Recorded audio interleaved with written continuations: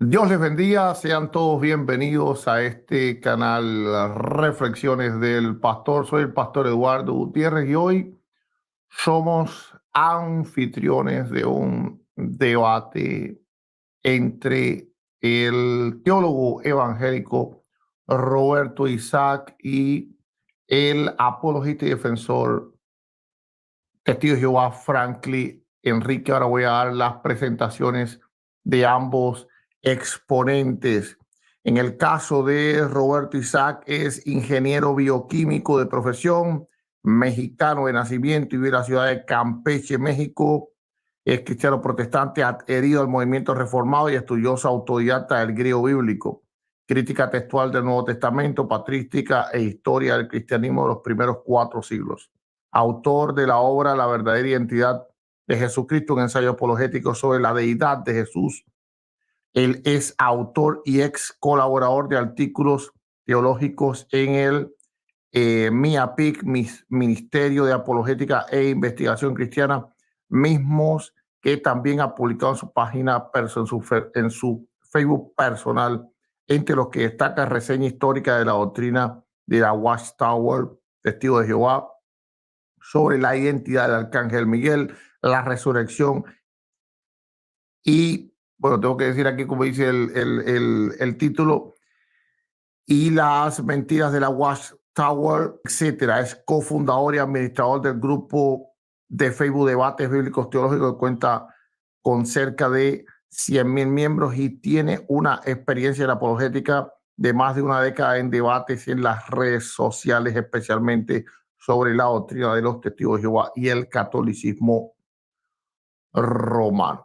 Por parte de Franklin Rodríguez, un experimentado apologista de los testigos de Jehová, defensor por más de 20 años de la doctrina de los testigos de Jehová, así que por ende un conocedor profundo de cada una de sus enseñanzas. Por lo tanto, se van a encontrar en el día de hoy 2 estudiosos, 2 defensores cada uno de,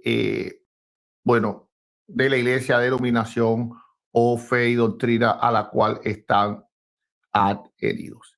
Este debate se va a tratar sobre si la Biblia enseña que solo 144,000 van al cielo. El formato será el siguiente: 1 minuto de presentación por parte del moderador, el cual ya fue tomado, 15 minutos de presentación de argumentos, 10 minutos de interrogación libre, 3 preguntas alternadas, 1 minuto para formular, 3 minutos para responder y 3 minutos para replicar, 10 minutos de conclusiones y 1 minuto de despedida. Recuerden que no está permitido por ninguna razón los ataques personales y ninguna razón es ninguna razón. Así que bueno, estoy seguro que ambos exponentes se van a comportar a la altura y que este va a ser un debate que todos van a disfrutar. Cada tiempo lo va a comenzar el exponente de los testigos de Jehová, Franklin Rodríguez. Entonces yo voy a colocar el tiempo aquí, el cronómetro. Bien. Entonces, Franklin, listo, tienes 15 minutos para presentar tus argumentos y yo te voy a encender el cronómetro desde que tú digas la primera palabra. Bueno, el tema de los 144,000 es un tema muy espinoso, muy escabroso en lo que tiene que ver con la esfera de la cristiandad. Nosotros los testigos de Jehová entendemos que hay un grupo selectivo, según Lucas 12, que se le llama el rebaño pequeño, a diferencia de la gran muchedumbre. Entendemos que la gran muchedumbre, su herencia es terrenal, no es celestial. A diferencia de Lucas capítulo 12, que Cristo habla del rebaño pequeño, que es pertenencia a los 144,000, incluyendo los 12 apóstoles. Ahora, hay una diferencia entre el rebaño pequeño y la gran muchedumbre. El rebaño pequeño es un grupo determinado, no indeterminado. Pero la gran muchedumbre, que nadie podía contar, según Apocalipsis capítulo 7, versículo 9, es indefinido. O sea, nadie puede saber la cantidad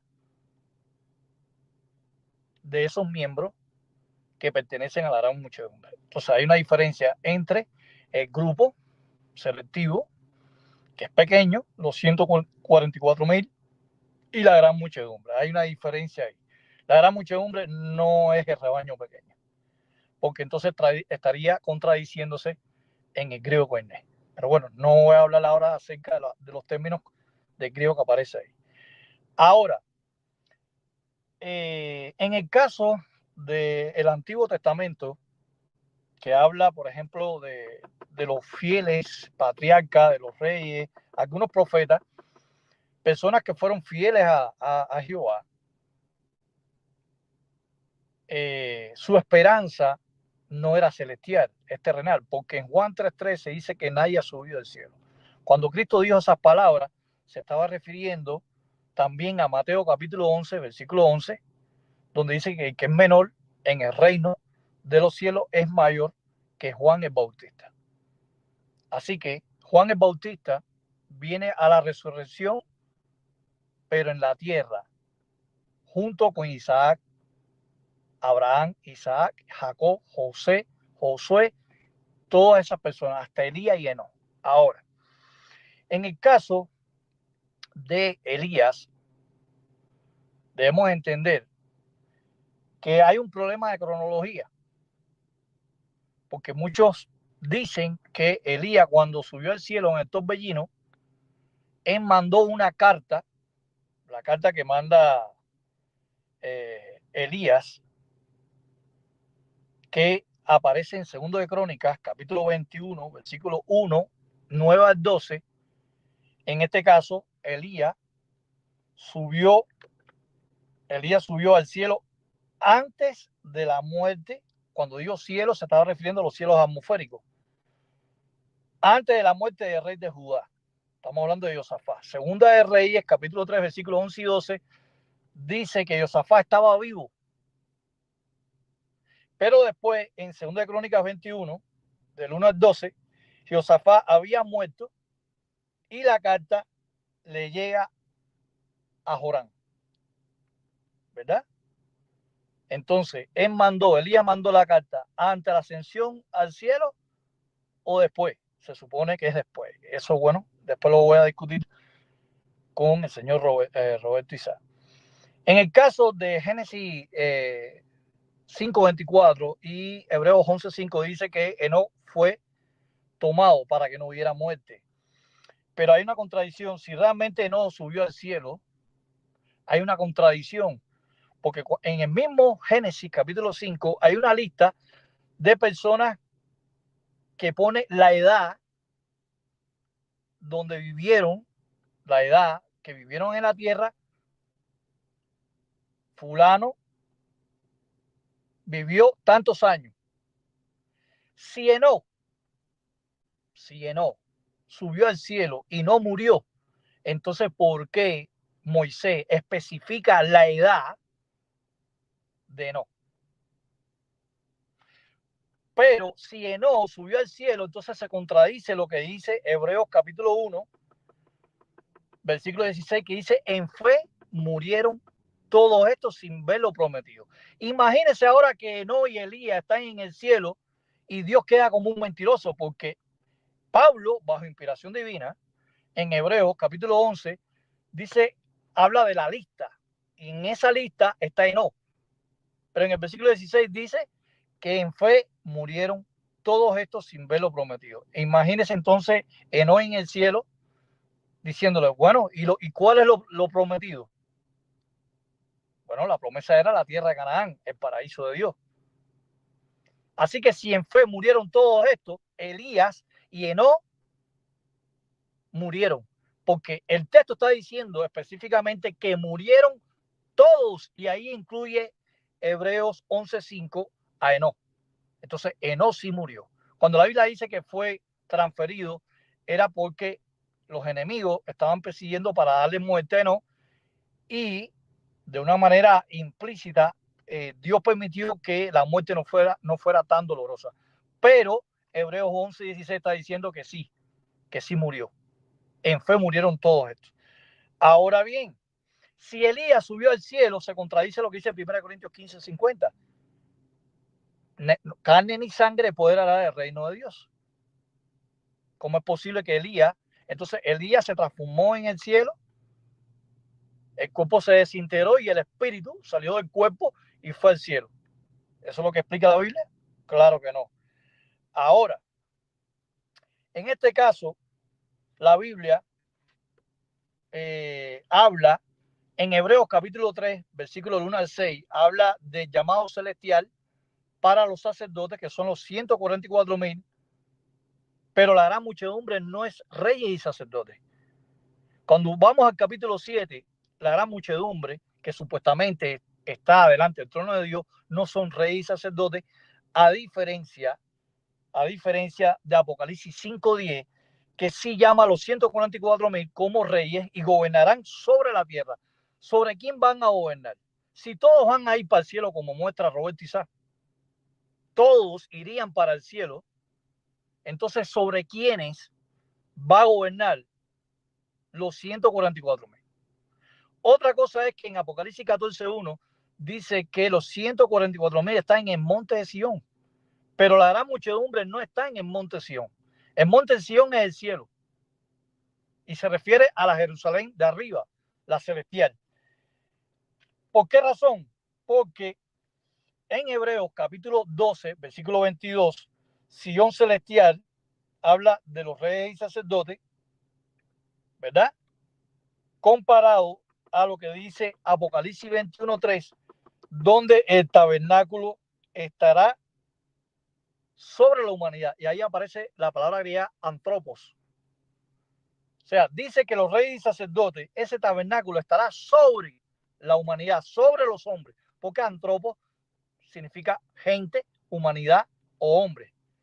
Ahora bien, en Hebreos 3:6 dice que Pablo habla que somos casa, refiriéndose a los 144,000.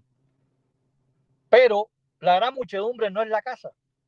Se estaba incluyendo los apóstoles y el propio Pablo. Pero en Apocalipsis 22:2 dice que la Jerusalén celestial, de esa Jerusalén celestial sale un río donde estaba el árbol de la vida para sanar a las naciones. Si todos subieron al cielo, si todos suben al cielo y ya son sanados en el cielo, ¿cuáles son las naciones que serán sanadas?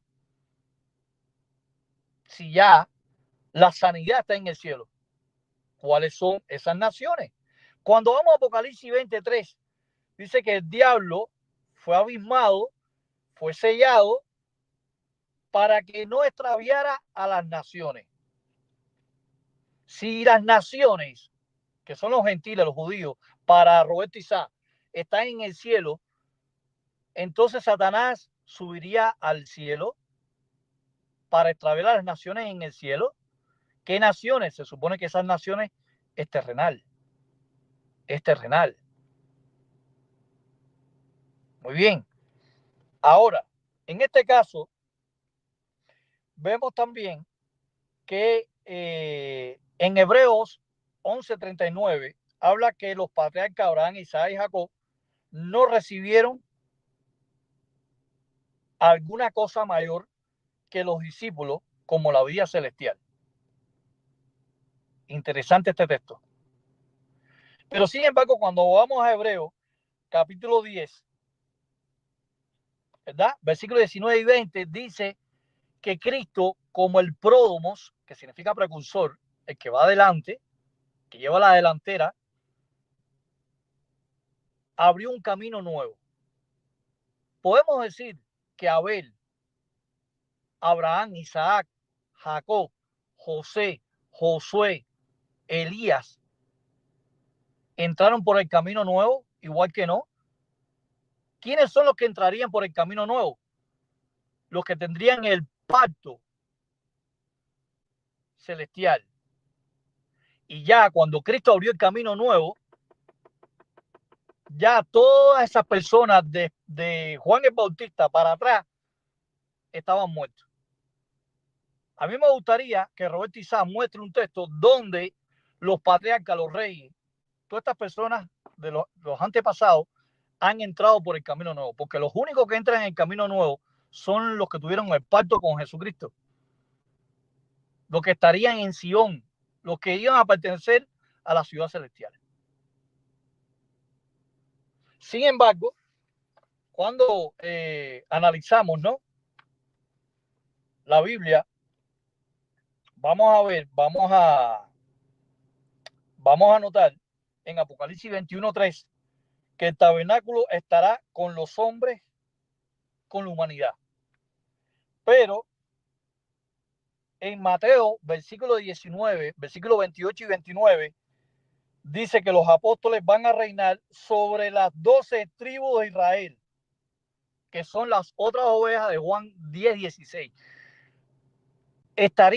La pregunta sería, ¿cómo un Israel va a gobernar sobre otro Israel? ¿Cuáles son esos israelitas que van a ser gobernados por el otro grupo de israelitas que son reyes y sacerdotes? Hay un Israel terrenal y otro celestial. Es el mismo grupo, o sea, es el mismo grupo como israelita, pero dice que Israel va a gobernar sobre ese Israel, como dice el texto, ¿verdad? Que no es el celestial. Y es el texto de Mateo 19, 28 y 29 que tendrá que enfrentarse Roberto Isaac. Ahora bien, otra cosa. Cuando vamos a Hebreos 1:6. 2 minutos. Sí, cuando vamos a Hebreos 1:6, dice que Jesucristo entrará de nuevo al mundo. Pero cuando vamos al griego es eucumene. Eucumene significa tierra habitada. ¿De qué manera Jesucristo va a entrar en la tierra habitada si realmente la morada para todos los cristianos es celestial, no terrenal? Entonces, ¿a qué tierra habitada se está hablando? Dice, en la segunda venida, Cristo va a introducirse a la tierra habitada. Eucumene. Si la tierra va a ser destruida con fuego y los planetas van a ser destruidos según la enseñanza de Roberto Isaac y de muchos evangélicos, el cosmos va a desaparecer, va a ser destruido, porque dice que los cielos y la tierra se van a encender los cielos y va a haber unos nuevos cielos y una nueva tierra. Entonces, si los cielos van a ser destruidos, Roberto Isaac, los cielos de los cielos, entonces, ¿dónde se van a meter ustedes? Si Dios va a destruir los cielos de los cielos, según Pedro, el apóstol Pedro. Entonces Dios va a destruirse él mismo, porque Dios habita en los cielos. Shammai en hebreo y Uranos en griego.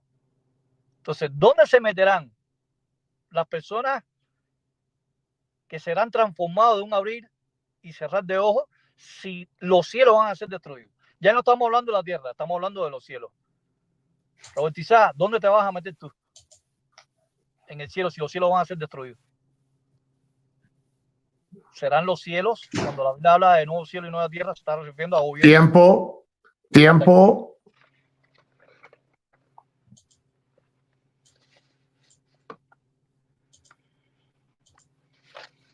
Ok, entonces Roberto, cuando vas a tener 15 minutos a partir de que comiences tú a hablar la primera palabra, te enciendo el tiempo.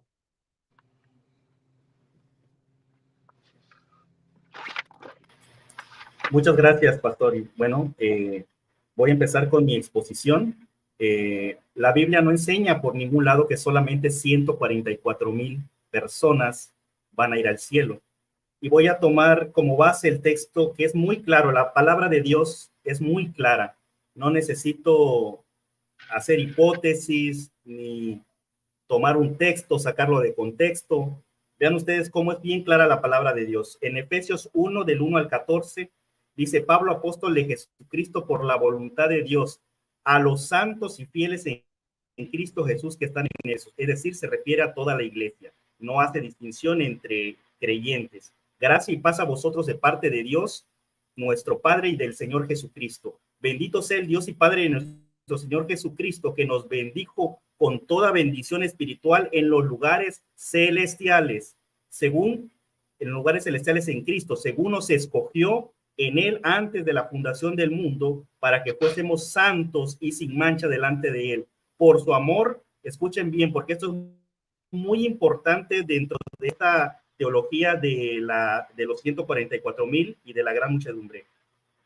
Por su amor nos predestinó para ser adoptados hijos suyos por medio de Jesucristo. Es decir, el Padre nos adopta a los creyentes y no está haciendo ningún tipo de distinción. Si Frank en esta noche quiere refutar este texto que estoy citando, va a tener que demostrar que Pablo está haciendo distinción entre dos grupos, pero Pablo está refiriéndose a la iglesia en general.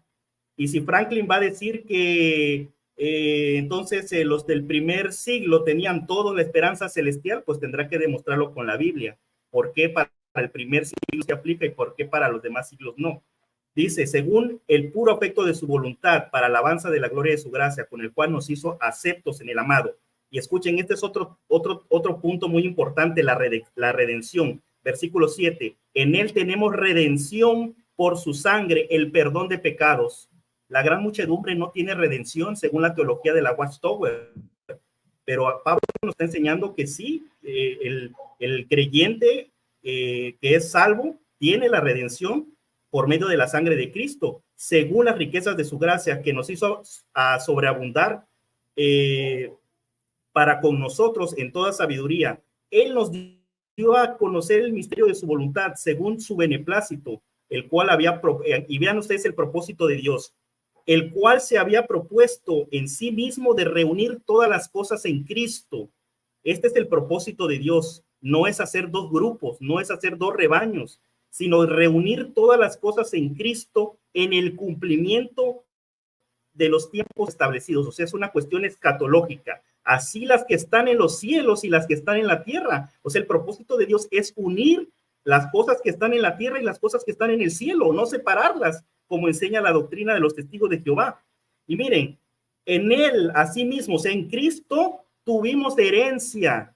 Somos coherederos con Cristo, habiendo sido predestinados conforme al propósito del que hace todas las cosas según el destino de su voluntad, a fin de que seamos para la alabanza de su gloria, nosotros los que primeramente esperamos en Cristo.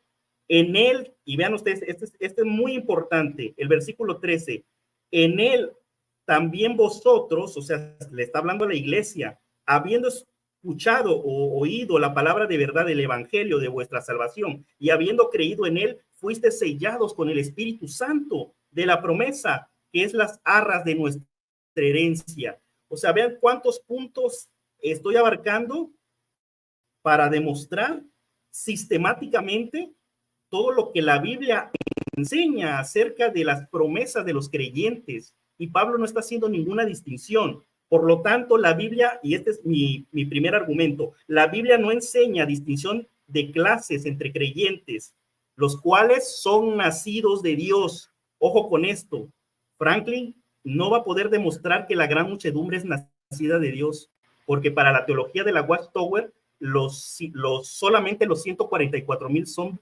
verdaderamente nacidos de Dios, y la gran muchedumbre no son hijos de Dios, solamente son criaturas de Dios.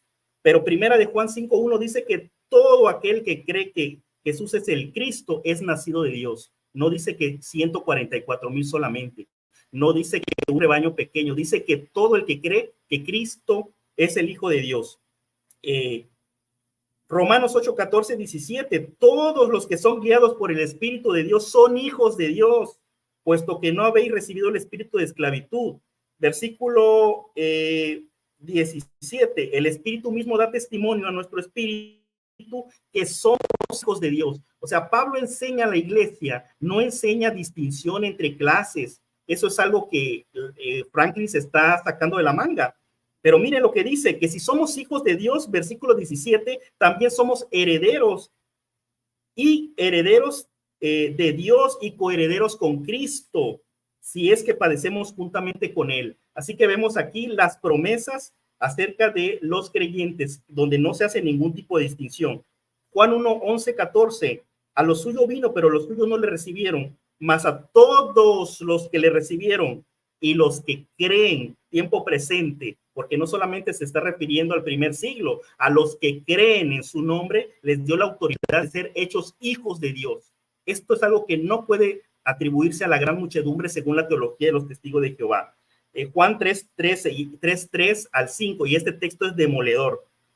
En una plática que tuvo Jesús con Nicodemo, Nicodemo le preguntó acerca del nuevo nacimiento, y Jesús le dijo que el que no nace de nuevo no puede ver el reino de Dios. Versículo 5, de cierto os digo que el que no nace del agua y del espíritu no puede entrar en el reino de Dios. Así que tenemos a una teología de la Watchtower donde un grupo selecto solamente de 144,000 es nacido de Dios. Entonces, según esta misma teología, la gran muchedumbre no puede ver ni puede entrar en el reino de Dios. Argumento número 2. La Biblia enseña claramente que nuestra ciudadanía está en los cielos. Segunda de Corintios 5, 1, 2. Sabemos que si nuestra morada terrestre, este tabernáculo, se deshace, tenemos de Dios un edificio, una casa no hecha de por manos, sino eterna en los cielos. Por eso también gemimos deseando ser revestidos de aquella nuestra habitación celestial. Filipenses 3, 20, 21, nuestra ciudadanía está en los cielos, de donde también esperamos al Salvador, al Señor Jesucristo. Él transformará nuestro cuerpo mortal en un cuerpo glorioso.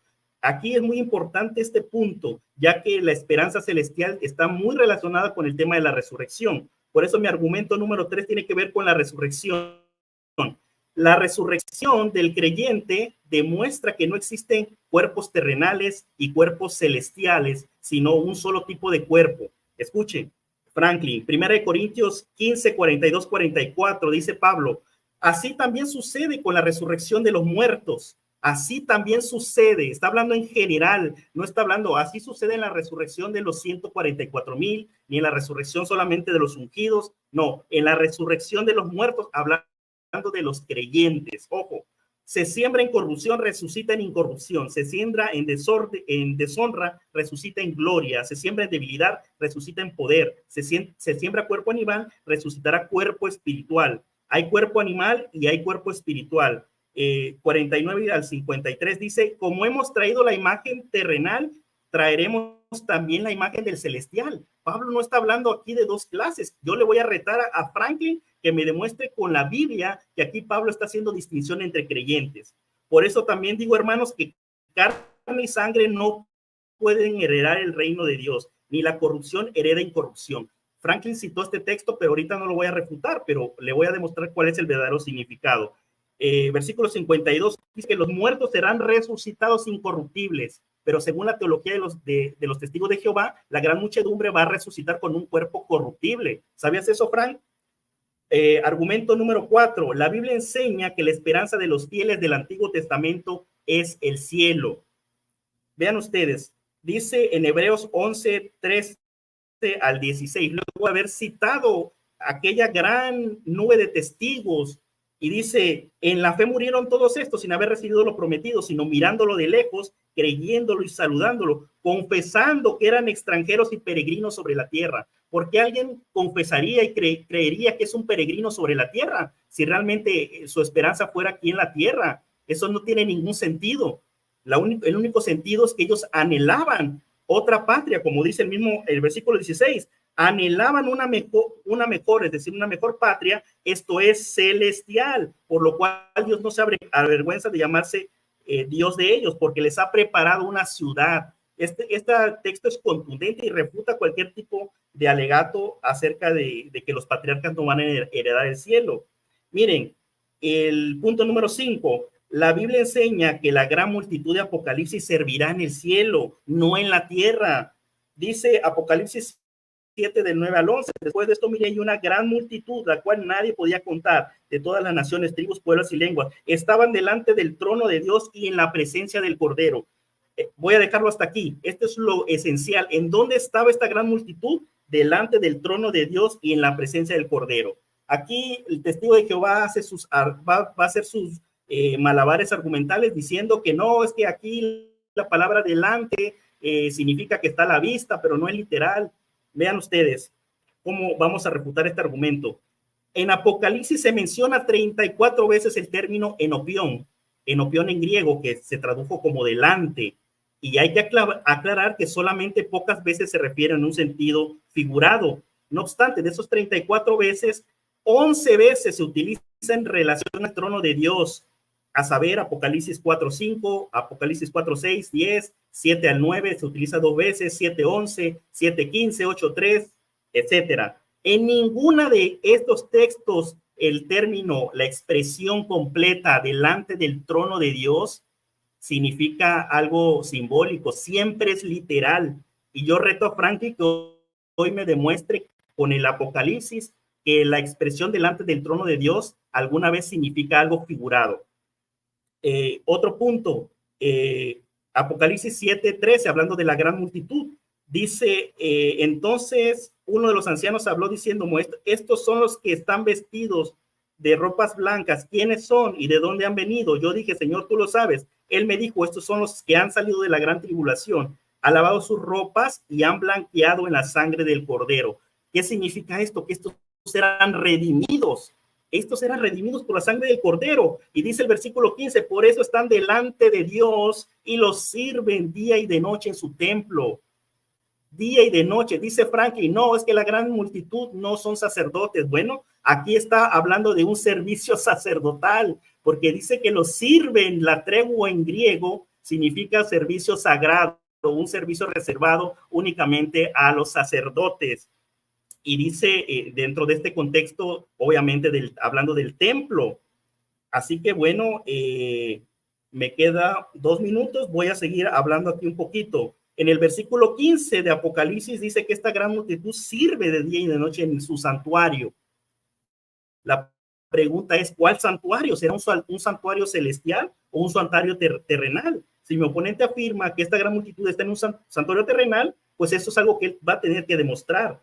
Pero miren, todo el contexto de Apocalipsis 7 sugiere, en el contexto de Apocalipsis 7 se sugiere que se trate de un santuario terrenal. Es más, San Juan en su escrito de Apocalipsis menciona el término naos, que es lo que se tradujo como santuario, tanto en diferentes morfologías como nao, naos, nau, lo menciona Juan 15 veces, y estas 15 veces en el Apocalipsis siempre significa un santuario celestial, jamás significa un santuario terrenal. Así que con esto queda totalmente devastada esta teología de que es un santuario terrenal. Franklin hoy va a tener que demostrarme con la Biblia, con el Apocalipsis, porque oigan lo que va a hacer Frank. Frank va a tomar por ahí un texto, lo va a sacar de, no sé, se va a ir a Pedro, se va a ir a otro texto y va a decir, mira, aquí significa santuario, es terrenal. No, quiero que me muestre hoy Franklin con el Apocalipsis 2 cosas. Una, que cuando habla del trono, delante del trono de Dios, literalmente en griego, así, alguna vez significa algo figurado y no algo literal, que están en la presencia inmediata. Y me va a tener que demostrar también que el término naos en Apocalipsis, de todas las de las 15 veces que se menciona, alguna vez significa un santuario terrenal.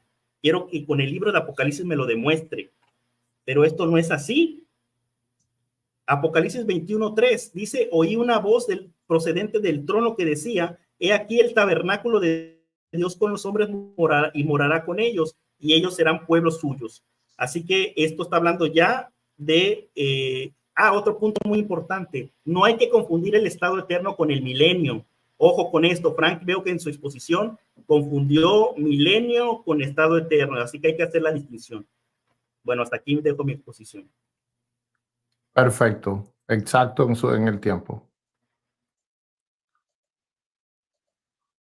Ok, entonces vamos a pasar ahora a la segunda etapa del debate, donde van a tener 10 minutos de interrogación libre, en el cual comienza Franklin a interrogar a Roberto Isaac. Sean comprensivos en el tiempo para que todo sea armonioso y pueda desarrollarse positivamente. Bien, perfecto. Entonces, Franklin, cuando comiences a hablar, te enciendo el tiempo. Muy bien, Roberto Isaac, según Génesis 5, 23 dice que no vivió 365 años en total. ¿Por qué da una cifra específica si él no murió, subió al cielo?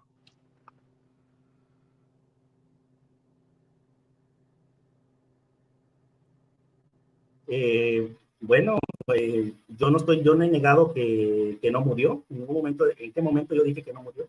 Estás poniendo palabras que yo no he dicho. Entonces, ¿crees que no subió al cielo o murió? No, yo no creo que ningún patriarca, ningún héroe de la fe del Antiguo Testamento, antes de la resurrección de Cristo, haya subido al cielo. Ellos suben al cielo después de que Cristo resucita. Esa es la teología evangélica. No, porque muchas iglesias evangélicas dicen que están en el cielo. Muy bien. En Apocalipsis, capítulo yo creo que 7, están en el cielo. bueno, otras sí enseñan eso, que Elías subió al cielo en un torbellino. Bueno, muy bien. Apocalipsis, capítulo 7, versículo 7, versículo 11, capítulo 7, versículo 11, mejor dicho, ¿por qué la gran muchedumbre no adora al Cordero y al Padre junto con los 24 ancianos, los 4 seres vivientes, los ángeles? ¿Por qué? En el 7:11. Si están en el cielo. Bueno, pues pienso que son diferentes escenarios que se presentan. En el Apocalipsis se presentan diferentes enfoques, muchas veces de una misma realidad. Entonces, es lo que quiere destacar primero el autor, una manera de presentarlo, y después lo presenta de otra forma. No necesariamente tiene que presentarlo juntos. No veo por qué tenga que ser así. Por ejemplo, en el 11 dice: todos los ángeles estaban alrededor del trono, alrededor de los ancianos, de los 4 seres vivientes, cayeron rostro a tierra delante del trono y adoraron. No están adorando a la gran muchedumbre. ¿Sí o no? ¿Está adorando? Sí. ¿No? No, pero dicen que los sirven de día y de noche, y eso es adoración. Muy no bien. Tiene que decir específicamente que lo hacen de la misma forma. Ok. Muy bien. Dijiste que la palabra naos en todo el Apocalipsis se está refiriendo a la morada divina, ¿cierto? Todos los casos. Sí, cuando utiliza Juan el término naos en Apocalipsis, sí, se refiere siempre se refiere a un santuario celestial. Muy bien. Apocalipsis 11:2 dice que levántate y mide el santuario del templo de Dios, el altar y a los que adoran allí, pero pasa por alto el patio que está fuera del santuario del templo y no la midas, porque ha sido entregado a las naciones. Si todo está en el cielo, tanto patio, todo, ¿por qué el naos que está ahí dice que ha sido dado a las naciones? ¿No excluye este texto? Es que tienes que entender, es lo que yo te decía, hay un escenario milenial también, ¿sí? Yo soy milenialista, yo creo en el milenio. Yo creo que durante el milenio van a haber naciones y que la iglesia va a estar reinando. Eso yo lo creo. Yo creo que va a existir una Jerusalén aquí en la tierra, ¿sí? Que es un tipo de la Jerusalén celestial. Muy bien. No tengo problema yo con eso. Por eso te decía que tienes que hacer. Pero bueno, ahí está la excepción, Roberto. Ahí está en Apocalipsis 11:2. No como tú dices que todos los casos, nada se refiere a la morada divina. Muy bien. Segundo Tesalonicenses, capítulo 2, versículo 4, dice que el opositor, el hombre del desafuero, se eleva por encima de todos los que consideran un Dios objeto de adoración, de modo que se sienta en el templo de Dios. Ahí es now. El hombre del desafuero está en el cielo, se va a sentar en el cielo. Si tú dices que now significa la morada divina, dice que se va a sentar. No, pero ahí en este caso, cuando está hablando de esa profecía, está hablando de algo que va a ocurrir aquí en la tierra. No porque lo menciona Juan, o sea, entiéndeme, no porque Juan menciona naos en Apocalipsis, o sea, se va a referir a lo celestial, o sea, obviamente ese contexto tienes que aplicarlo aquí a la tierra, porque está hablando de la profecía del anticristo. Entonces no puedes el templo está en el cielo o en la tierra. Entonces el templo va a estar en la tierra, según Tesalonicenses 2:4. Ahí está hablando en un contexto aquí terrenal, porque está hablando del anticristo. El templo de Jerusalén va a estar aquí en la tierra. Bueno, ahí está hablando que se siente en el templo. No sé exactamente ahorita a qué se esté refiriendo, pero sí sé que esa profecía es aquí en la tierra. Pero el templo que habla ahí, el Naos. Sí, el templo, pero es un templo, pero entiéndeme, tú te estás yendo muy atrás todavía en el contexto escatológico. Estás hablando todavía de antes de que Cristo regrese, o sea, estamos hablando de un periodo premilenial, mucho antes, donde todavía va a ocurrir todavía el anticristo. Ok. Mateo 19, 28 y 29 dice que los apóstoles van a reinar, o sea, los 144,000 sobre las 12 tribus de Israel. Si todos pertenecen a la tribu de Israel, ¿sobre qué Israel va a gobernar? Si todos van a estar en el cielo, bueno, en la tierra no va a estar nada. Para empezar, el texto no habla de 144,000. Está hablando de los apóstoles y está hablando de un pacto especial que Jesús hizo con sus apóstoles, con los 12 apóstoles. No está hablando de 144,000. En ningún momento habla de 144,000. El texto está hablando de que ese grupo de israelitas van a gobernar sobre otro grupo de israelitas. ¿Es cierto? Está hablando de 12 personas, porque está hablando de ustedes, se está refiriendo a los apóstoles, y este texto aplica al contexto milenial. Roberto, escúchame, si todos van a estar en el cielo, ¿por qué razón Mateo 19, 28 y 29 dice que reinarán sobre las 12 tribus si todos van a estar en el cielo?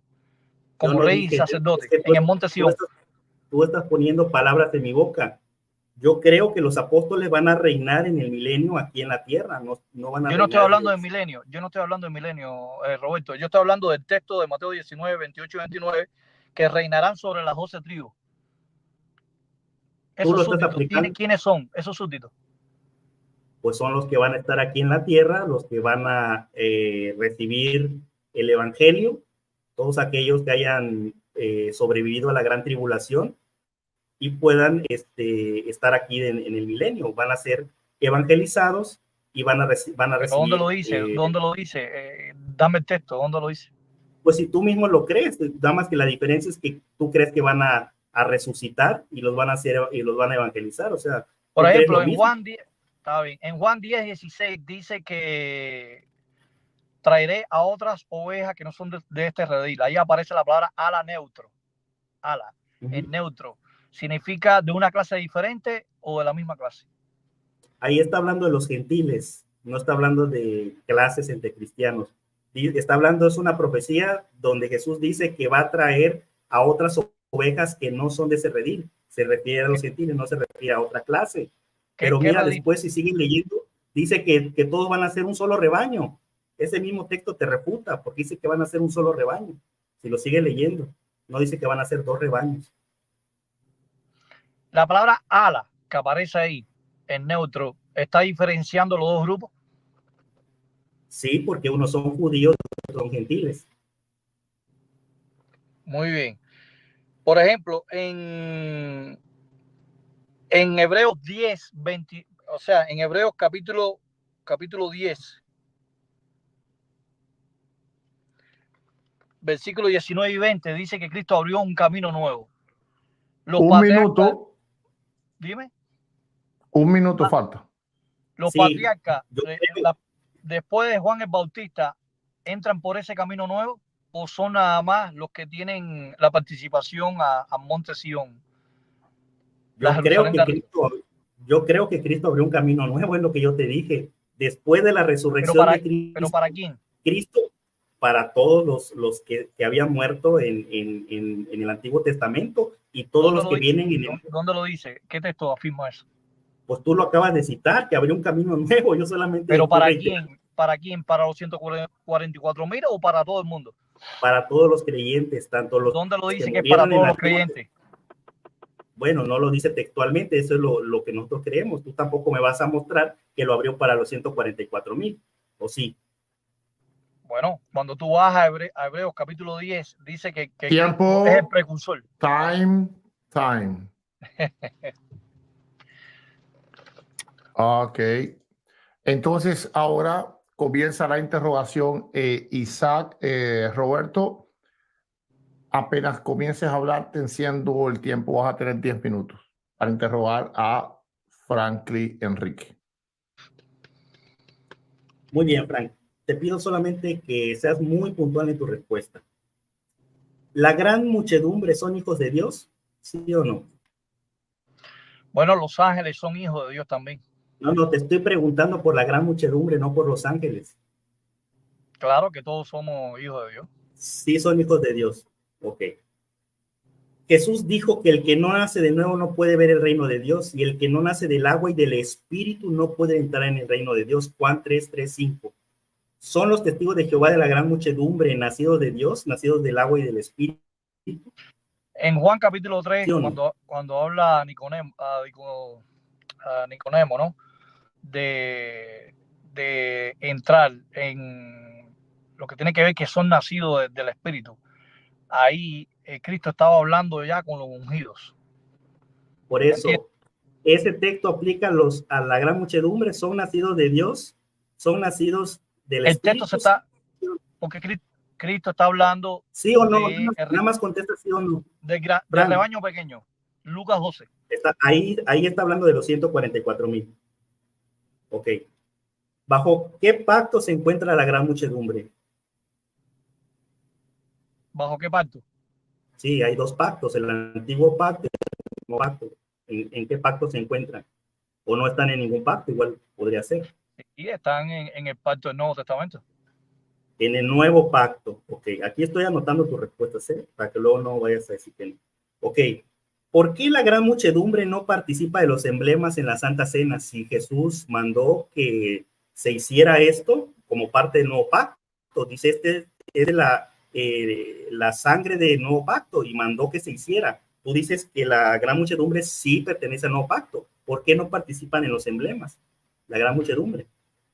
Porque la diferencia está en Juan 10:16. Yo te lo había dicho ya. Otras ovejas. No, dime por qué no participan. No me remitas a... Porque la gran muchedumbre no son ungidos. La gran muchedumbre no son ungidos. Pero me dijiste que pertenecen al nuevo pacto. Y ese es un mandamiento. Pacto, sí, pero en el nuevo pacto, en el sentido que ahí está la diferencia en Juan 10:16 y está la diferencia en Mateo 19, 28 y 29, que serán gobernados sobre dos Israel. No me estás respondiendo. Voy a seguir. ¿Hay algún texto bíblico que enseñe que solo 144,000 o un grupo selecto de cristianos pueden participar de los emblemas? ¿Hay algún texto bíblico que lo muestre así? Hay un solo texto que habla de que Jesús hizo ese pacto con los 12 apóstoles, con los ungidos. Sí, Pablo también habla de la Santa Cena. Ajá, pero fue para incluir a los apóstoles, los ungidos. Y para toda la iglesia también. Por eso hay algún texto, ¿tienes algún texto donde se limite? Porque escúchame, las 7 iglesias de Asia Menor, todas eran ungidas. No se había recogido todavía la oveja. A ver, contéstame solamente lo que te estoy preguntando, Frank. ¿Existe o no existe un texto que limite la participación en la Santa Cena a solamente 144,000? Te estoy diciendo que el texto está refiriéndose a los ungidos. No lo sabe, ok. O sea, no me estás respondiendo, Frank. Es mejor decir no lo sé o no existe. No pasa nada. Te estoy respondiendo. ¿Tiene la gran muchedumbre un redentor? Un ¿Tiene la gran redentor. muchedumbre un redentor? Sí. Sí, Cristo Jesús. Sí. ¿Algún pasaje bíblico que aplique eso a la gran muchedumbre? Bueno, literalmente, explícitamente no, pero cuando tú vas a Apocalipsis capítulo 7, ellos no son reyes y sacerdotes. Pero dice que emblanquecieron sus túnicas con la sangre de cordero. Eso no te suena a redención. ¿Con qué se redimía? ¿Con qué nos redimió Cristo? No con su sangre. Ajá, ¿y dónde dice la Biblia? O sea, los 144,000. Bueno, tú no me puedes no hacer, tú dice no me la puedes hacer diferencia. preguntas. Voy a proseguir. Sí, dime. Voy a proseguir.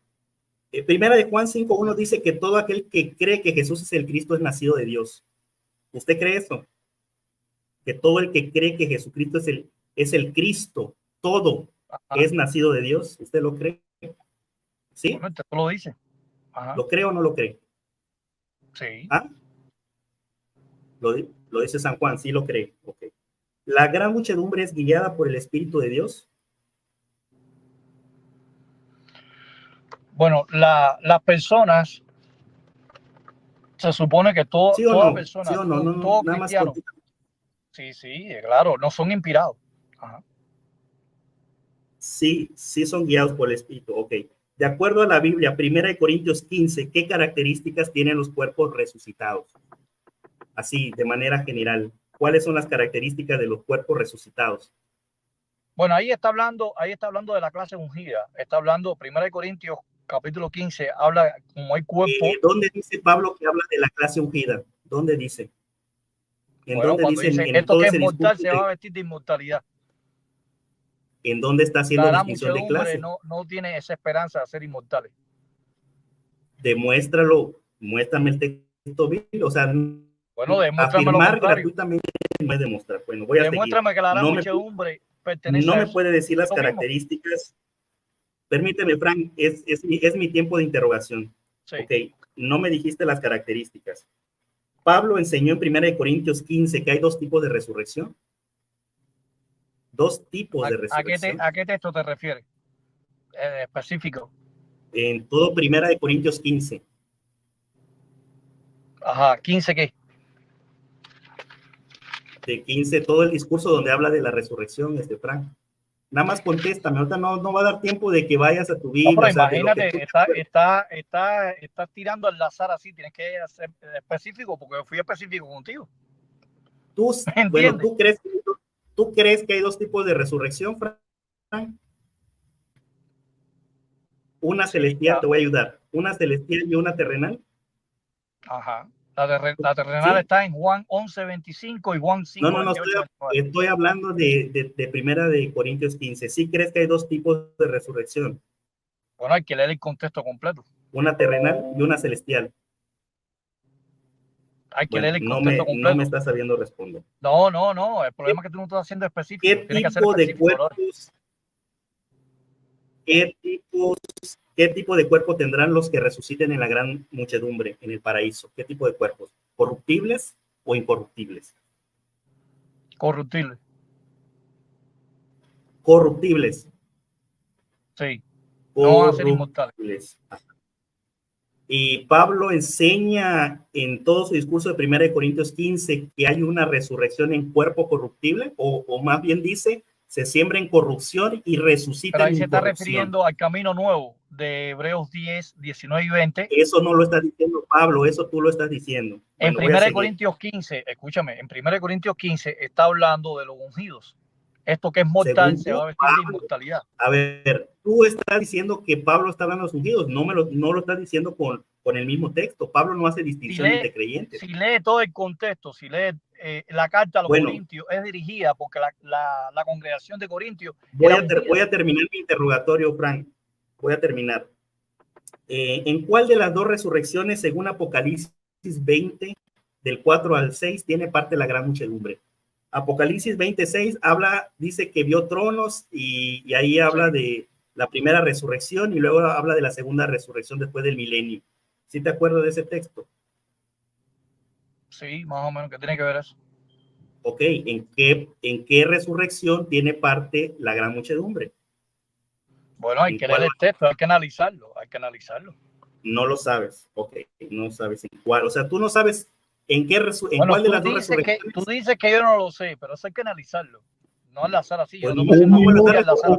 Recuerde, Frankie, que es interrogatorio de él hacia ti. Sí. ¿Hay algún texto explícito, Frank, o implícito, pero un texto bíblico que diga que solo 144,000 van al cielo? Bueno, cuando tú analizas Apocalipsis capítulo 7, del No, 1... ¿hay algún texto? ¿Hay algún texto? No lo hay, nada más contéstame eso. Ya voy a terminar. La diferencia está en Apocalipsis capítulo 7 Bueno, del no 1. me Brother, respondes. pero déjame hablar, brother. ¿Recibe el Tengo esclavo que revelación tengo que especial explicártelo. directamente? Es mi última pregunta. ¿Recibe el esclavo revelación especial directamente de los supuestos ungidos resucitados en el cielo desde 1914? Revelación no son inspirados. ¿Reciben revelación? Revelación como los profetas, no. Tiempo terminado, 10 minutos. Ok. Entonces, vamos a pasar al cuarto segmento, que sería las 3 preguntas alternadas, donde ahí vamos a ver 1 minuto para formular, 3 minutos para responder y 3 minutos para replicar. Entonces, Franklin, puedes hacer tú la primera pregunta. Muy bien, Roberto Isaac. ¿Los 144,000 es la gran muchedumbre, sí o no? ¿O por qué? Roberto, puedes No, yo no creo que comenzar. sean. Comienza desde ahora, Sí, tienes 3 perdón. minutos. Ok. Bueno, hay varias posturas, ¿no? Dentro de la teología evangélica, y esto viene desde, podemos hablar desde los primeros siglos, donde se interpreta de pronto que los 144,000 representan a toda la iglesia. Hay quienes creen que es un sentido literal y aplica a judíos. Entonces, bueno, no hay una unanimidad en cuanto a la identidad de los 144,000. Pero si tú me preguntas si la gran muchedumbre son los mismos 144,000, mi postura, yo me inclino a pensar que no, que realmente los 144,000 se distinguen de la gran muchedumbre. Yo creo que sin llegar, por supuesto, a un dogmatismo, porque en escatología no podemos ser muy dogmáticos, pero ese es mi punto de vista. No se trata del mismo grupo, sino que los 144,000 son judíos, como lo dice el mismo texto, pertenecientes a 12 tribus, y pues tienen una misión especial. Dios lo llama con una misión especial para evangelizar a la nación judía. Así que no creo que sean el mismo grupo. Esa es mi respuesta. Ok, perfecto. Entonces, ahora, Franklin, tienes 3 minutos para replicar. Comienza desde ya. Muy bien, eso es falso. El único que está creyendo eso eres tú. Todas las iglesias pentecostales evangélicas, hasta los adventistas del séptimo día, creen que los 144,000 es la gran muchedumbre. Todos los libros lo dicen. Todos los libros de teología lo dicen. ¿Oíste, Roberto? Todos dicen que los 144,000 es la gran muchedumbre. Porque es un solo rebaño y es una sola esperanza. Es el mismo grupo. Así que tus mismos hermanos metodistas, bautistas, pentecostales, evangélicos, mira que yo en Cuba y aquí en Estados Unidos yo he debatido ese tema con multitud de evangélicos y todos dicen que la gran muchedumbre son los 144,000 por el contexto del capítulo 7, del 1 al 7 y después a continuación del 9. El único que te está resaltando eres tú. Hasta aquí. Ok, perfecto. Entonces, Franklin, tienes entonces un minuto para, no, perdón, Roberto, tienes un minuto para formular tu pregunta.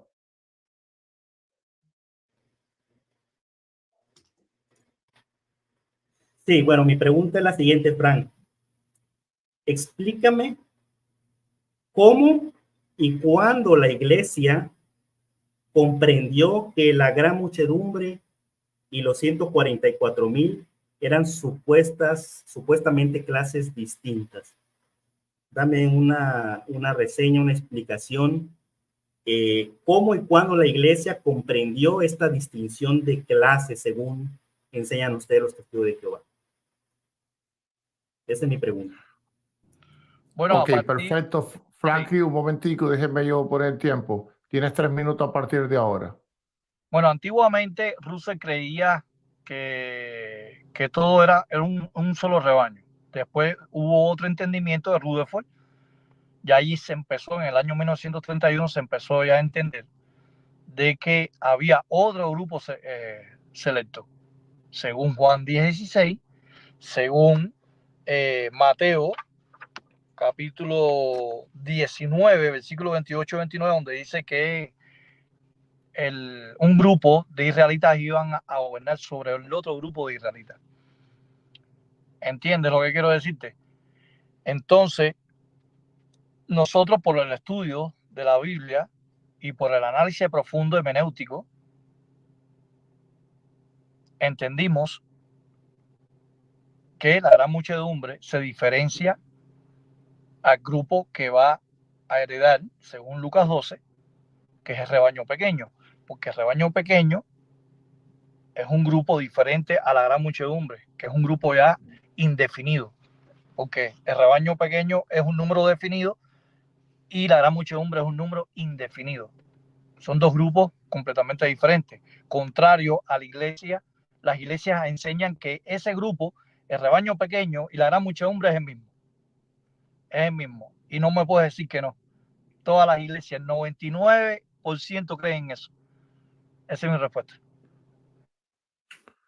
Ok, perfecto. Entonces, Roberto, tienes 3 minutos para replicar a partir de ahora.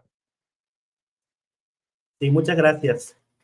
Bueno, entonces, según Frank, la iglesia tuvo que esperar 18 siglos para poder comprender, o sea, no fue suficiente la revelación que Jesucristo dio a la iglesia en el Apocalipsis para comprender la distinción según esta de las dos clases. Tuvo que esperar hasta el siglo, para ser más exacto, hasta 1935, cuando el juez Rutherford, que fue el segundo presidente de la Watchtower, se le ocurrió establecer esta diferencia. O sea, eso es lo que Frank nos quiere decir hoy, que la iglesia tuvo que esperar a Rutherford 18 siglos, 19 siglos casi, para poder comprender esta doctrina y no fue suficiente la revelación de Jesucristo. Ahora, Frank dice, no, es que por un estudio hermenéutico, esto es totalmente falso, Frank. Mira, te voy a citar la atalaya del 1 de enero del 2007, página 27-28. ¿Qué conclusión extraemos del hecho de que sea uno de los 24 ancianos quien le revele a Juan la identidad de la gran muchedumbre? Y dice que según parece, los resucitados de los 24 ancianos, es decir, está hablando de los supuestos ungidos resucitados, dice que participan en transmitir verdades divinas hoy día. Ojo, Frank, ¿tú crees que tus ungidos dan revelación o participan en comunicar verdades? Díselo de otro modo. Pero mira, esta fue la forma en que según llegaron a este entendimiento. Es falso que por un estudio hermenéutico. Según esto, estos transmitieron verdades divinas al cuerpo gobernante. Y dice, ¿por qué es importante esto? Pues bien, a los siervos ungidos de Dios a los siervos ungidos de Dios en la tierra se les reveló. Estoy leyendo textualmente, ¿quiénes son verdaderamente los que forman la gran muchedumbre en el año 1935? O sea, ellos según las propias palabras de la Watchtower, y repito, lo puedes consultar, la atalaya del 1 de enero del 2007, página 27-28, y está disponible en línea. Así que dice que si utilizó a uno de 24 ancianos para comunicar tan importante verdad, este tuvo que haber recibido la resurrección celestial más tardar ese año, o sea, en 1935. Así que como vemos, este es el verdadero origen de esta doctrina de la gran muchedumbre versus los 144,000. Es falso que se trate de un estudio hermenéutico, que llegaron a un entendimiento, no, sino que vino por una revelación, supuestamente los ungidos que ya según la teología del agua Stowe están resucitados a partir de 1914 en el cielo, les comunican verdades al cuerpo gobernante. Adelante. Tiempo. Perfecto, está en tiempo el hermano Roberto. Ok, entonces ahora, Franklin, tienes tu segunda pregunta. Tienes 1 minuto para formularla a partir de ahora. Basado en Apocalipsis 23, donde dice que el diablo será abismado por 1000 años, si todos ustedes van a estar en el cielo, ¿por qué la Biblia dice que el diablo será encerrado para que no extravíe a las naciones? Si la tierra va a ser destruida con fuego, ¿a qué naciones el diablo no puede extraviar? El diablo, entonces, ¿esas naciones están en el cielo o en la tierra? Una pregunta que te hago. Ok. Entonces, Roberto, tienes 3 minutos a partir de ahora. Muy sencillo, Frank, o sea, te lo acabo de decir y bueno, desaprovechaste tu pregunta. Desaprovechaste tu pregunta, Franklin. Mira, nosotros creemos que en la primera resurrección, ojo con esto, es la resurrección de los creyentes, ¿sí? Y de los que son arrebatados con Cristo para ser transformados, según Primera Tesalonicenses 4, 16, 17, dice que los muertos en Cristo resucitarán primero, luego nosotros los que vivimos, los que hayamos quedado, seremos transformados. Así que estos son los que forman parte de la primera resurrección y reinan en el milenio. Así que, ¿sobre quién reinan en el milenio? Pues van a haber sobrevivientes. Van a haber sobrevivientes de la gran tribulación, del Armagedón. Van a haber precisamente personas evangelizadas.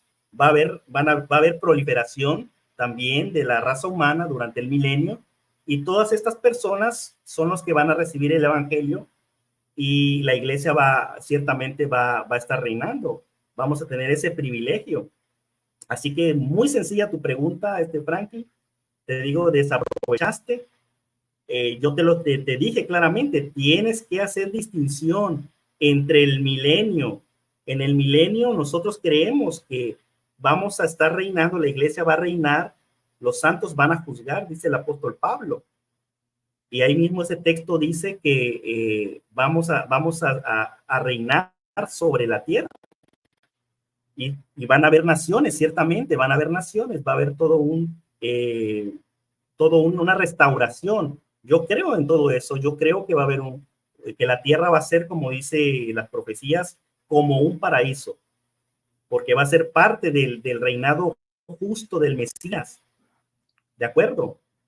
Y esto es algo que yo creo que no has leído a muchos autores, porque veo que te sorprendes de esta teología.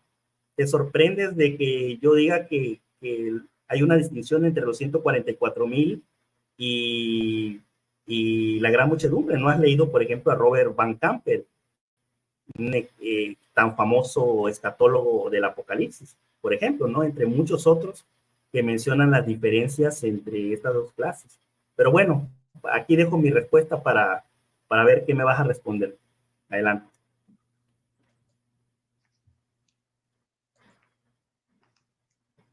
Ok, perfecto. Entonces, Franklin, tienes tu tiempo. Yo creo que Eduardo Gutiérrez no cree en lo que tú crees. Todos los apologistas y teólogos habidos y por haber no enseñan que van a gobernar sobre otro grupo de personas. Y tú lo acabas de confesar, igual que nosotros. Tú estás pensando igual que nosotros, los testigos de Jehová. ¿Ok? Porque si todos van a estar en el cielo como reyes y sacerdotes, todos van a estar con Dios, porque van a estar en la Jerusalén. tú estás creyendo en la doctrina de los testigos de Jehová, que hay otro grupo. Yo estoy seguro, convencido, que Eduardo Gutiérrez, aquí que está presente, no cree en eso. Porque todas las iglesias evangélicas enseñan que cuando haya el rapto, todos van a ir para el cielo y la tierra va a estar desolada, todos van a estar en la fiesta del Cordero. Fíjense qué clase de confusión tú tienes, Roberto Isaac. Claro, yo te respeto tu punto de vista, ¿no? Tú tienes ese punto de vista muy parecido a nosotros. Porque ninguna iglesia evangélica, ninguna, enseña que el paraíso va a estar en la tierra. Tú estás diciendo que el paraíso va a estar tanto en el cielo como en la tierra, bro. ¿Qué cosa es eso? Todas las iglesias evangélicas enseñan que cuando suban al cielo van a estar en Sion, la nueva Jerusalén celestial, en las fiestas del Cordero, y después cuando Dios haga los nuevos cielos y la nueva tierra, esa nueva Jerusalén literal va a descender sobre la tierra. Pero no va a haber nadie, porque en Apocalipsis 5:10 dice, tú hiciste que fueran un reino y sacerdote al servicio de nuestro Dios, y ellos reinarán sobre la tierra. Reinarán sobre la tierra. Y eso es un texto clave, Pilar, que no lo puede responder los evangélicos. Dice que gobernarán sobre la tierra. Si la tierra va a estar desolada, la tierra va a ser destruida. Todos ustedes van a estar en la fiesta del Cordero. No va a haber nadie de los justos, de los hijos de Dios, como tú dices, 1 Juan 5:1, van a estar en el cielo. Porque todos los que caerían en la tierra son los inicuos, los impíos, los que desobedecieron las leyes de Dios. Entonces, ese entendimiento choca con la enseñanza de todos los pastores que enseñan. Es un grupito. Tú entras en el grupo menor. Por la mayoría de las iglesias enseñan eso. Los bautistas, los metodistas, los presbiterianos, los anglicanos, hasta los mismos católicos enseñan que todos van a ir para el cielo. Esa es mi respuesta. Ok, tiempo. Bien, perfecto. Entonces ahora, Roberto, tienes tu segunda pregunta. Bien, Frank. Cuando te hice la pregunta durante el interrogatorio acerca de en qué resurrección participa la gran muchedumbre, no me supiste decir. Entonces, te voy a dar la oportunidad, porque esto es muy clave para que pueda cuadrar tu teología. Entonces, yo quiero que tú me muestres con la Biblia, muéstrame con la Biblia, ahí en Apocalipsis 20, si quieres puedes ir a tu Biblia, Apocalipsis 20 del 3 en adelante, donde habla de las dos resurrecciones, o si quieres ir a otro texto donde tú tengas base, lo puedes hacer. Pero ahí es donde habla específicamente de las dos resurrecciones. Quiero que tú me digas en cuál de esas dos resurrecciones va a tener parte la gran muchedumbre. ¿En cuál de esas dos? O si quieres en una tercera, para que no me acuses de falsa dicotomía, pues bueno, estás en tu derecho de inventarte una tercera resurrección. Pero bueno, mi pregunta puntual es esa, ¿no? Demuéstrame con la Biblia en cuál de las resurrecciones tiene parte la gran muchedumbre. Adelante. Ok, Frankie, tienes 3 minutos a partir de ahora. Bueno, en Apocalipsis 20:11 dice, y vi un gran trono blanco al que estaba sentado en él, la tierra y el cielo huyeron de la presencia y no se les volvió a ver. Y vi a los muertos, los grandes y los pequeños, de pie delante del trono, enopio, que significa a la vista. El interlineal que tú utilizas de Tischendorf pone a la vista, ¿ok? La de Tischendorf también en Apocalipsis 7:9 dice a la vista. Ese interlineal que te encanta a ti dice a la vista, ¿ok? Ve llevando. Entonces, vi a los muertos grandes y los pequeños de pie delante del trono y se abrieron rollos, pero se abrió otro rollo de la vida y de acuerdo con lo que estaba escrito en los rollos, se juzgó a los muertos por sus acciones y el mar entregó los muertos que había en él y la muerte y el Hades entregaron a los muertos que había en ella. Vamos a suponer que ahí se está refiriendo a la resurrección, que es una sola resurrección celestial, que la gran muchedumbre no va a resucitar. Pero ahí está diciendo que el Hades entregó los muertos. Si ya en el Hades ya están condenados las personas, que de ahí no se sale. Tú lo sabes bien, Roberto. Tú sabes muy bien que del infierno no se sale, del Hades, que es el infierno. ¿Ok? ¿Cómo dice que el Hades va a entregar a los muertos para ser juzgado? Y Hades, tú sabes que es sepultura en tus traducciones. ¿Cómo la Dios habla hoy? ¿Me entiendes? Dice que es sepulcro. Si ahí no se está refiriendo a la gran muchedumbre, esa resurrección, entonces, ¿cómo es posible que los muertos salgan del Hades si de ahí no se puede salir? Entonces, ¿a qué vienen las personas del infierno? ¿A qué van a salir las personas del infierno? Del Hades, a ser juzgados por segunda vez. Si ya fueron juzgados y sus almas inicuas fueron al Hades, ¿para qué Dios va a sacar el alma para incorporarlo a un cuerpo de carne y sangre y hacerlo juicio en el trono de Dios, en la presencia de él? ¿Tiene sentido eso, brother? Imagínate que el rico, ahora el rico, en la parábola de rico y de Lázaro, de Lucas 16, 19, 31, el rico está en el infierno hablando con Abraham y Lázaro. Y ahora el rico, Dios lo va a sacar del infierno, lo va a incorporar a un cuerpo, porque eso lo enseñan ustedes, hasta Eduardo Gutiérrez enseña eso, ¿me entiendes? Toda la iglesia enseña que va a haber un segundo juicio y lo van a incorporar al cuerpo de nuevo. ¿Tiene sentido eso, brother? Tiempo.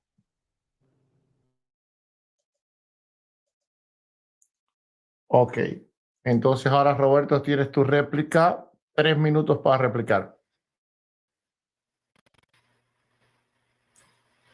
Bueno, si te dan cuenta, Franklin hizo una serie de malabares, hizo muchos argumentos, trató de replicar, trató de mencionar, citar una cosa, citar la otra, pero no respondió puntualmente.